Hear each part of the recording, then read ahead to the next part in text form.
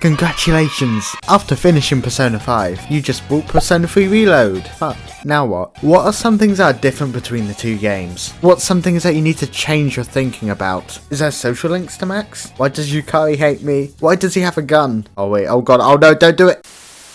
I'm showing you 5 tips on things in Persona 3 Reload that you either need to adjust to or that is slightly different than from Persona 5. Let's get into it. And first of all, that's the social links. Social links can be scattered across the entire city, although they're very nicely hinted at by the little card above their head, even for ones that you haven't started yet. Pretty handy. You might realise some party members are missing this. Well, for starters, a lot of party member social links start way later, so don't worry about that too much. But also, male party members don't have social links. Unlike 5 where you can make friends with everyone, Persona 3 you can only social link with female party members. It's a carryover from the old game, which is a bit restricting in nowadays. You can still hang out with male people across the school and across the town, but party members are just off limit. It's a bit weird. That doesn't mean they're completely gone, you can still take some hangout time with them. They'll text you and you can get some nice hangout events, but no real leveling up in that sense. Talking about leveling up, no specific social link gives you any abilities. All the abilities you need are unlocked throughout the game. Everyone only gives you fusion XP when you make their specific persona type, and their ultimate persona at the end, but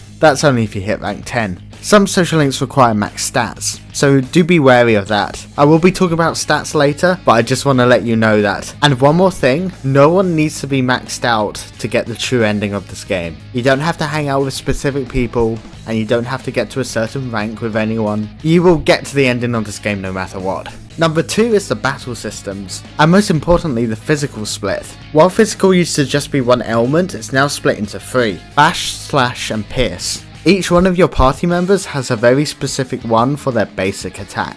I would suggest that you keep this in mind, and make sure you have at least one of each type leveled up and ready to fight. There are some enemies that are weak to a very specific type and resist every single other type, so it's important to have a range available if need be. It's also worth remembering that when you start rushing into people. It makes the rush mechanic a little bit worse than before, but yeah, don't be afraid to guard if they can't hit and you want to save the SP. Where you'll do most of the battling though is in Tartarus, and there's a lot of things to learn there. So Tartarus is split into blocks, and they get unlocked every so often throughout the game. You'll understand when the timings are, but I won't spoil you here. However, I would suggest that you get into Tartarus as late as possible, while still making sure you finish the block before the next one opens up. Why as late as possible? Later on in the game, party members will join, but they don't join at regular times. Sometimes they may join in the middle of opening them, and then you'll go in and they'll be severely underleveled compared to you if you try to knock out Tartarus straight away. You also see people wander into Tartarus, where you have to rescue them. These happen later rather than earlier, so it's good to let them pile up and then rescue them all at once. Although I would highly recommend you don't do it the day before the event happens. Give yourself a break. Another thing to note is Tartarus doesn't take too much time. In Persona 5, going to Memento Soul Palace takes up your entire day. This one, it just takes up a night slot, so feel free to do whatever you want during the day. You're not going to waste anything. One final thing to note, mini bosses in Tartarus appear every 5 to 20 floors. Make sure you're prepared for them, although don't worry, there's always a teleporter there and back, so if you are feeling a bit drained you can just teleport back and you'll be perfectly safe. By the way, if any tips are helping you so far, why not give this video a little like and subscribe?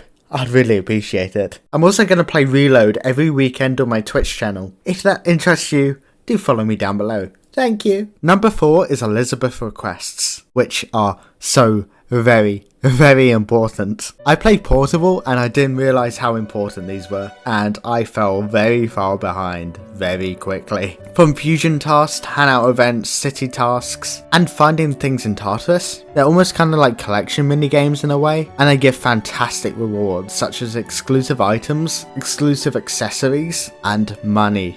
A ton of money. So if you're ever struggling, maybe it's best to check in on her. You want to check in with her anyway, because every so often, if you leveled up your social links enough, she'll give you some Twilight Fragments, which are very nice to have in Tartarus. They let you unlock chests, and they let you restore your health. Very good if you want to knock it out in a day. And finally, social stats. Now, social stats are quite hard to get in this game. Unlike the 5 you have in Persona 5, this one only has 3. Fitting, right? Although, don't be mistaken that they're going to be any easier to complete. They each have 6 ranks, and they are a grind to get. Academics takes a bit more points than every other one, so make sure you keep that in mind. But getting social stats is quite a lot easier now. You have the karaoke, you can work part-time in any of the jobs in the mall. You can eat a mystery burger, wild duck burger, to get some courage. You can eat some noodles to get some charm, and you can study at your desk to get knowledge. There's also more passive ones about. Getting answers right in class and helping Junpei out gets you charm, and falling asleep in class gets you courage. Also, if you go to Tartarus, make sure you go to the doctor the next day. If you go to the nurse's office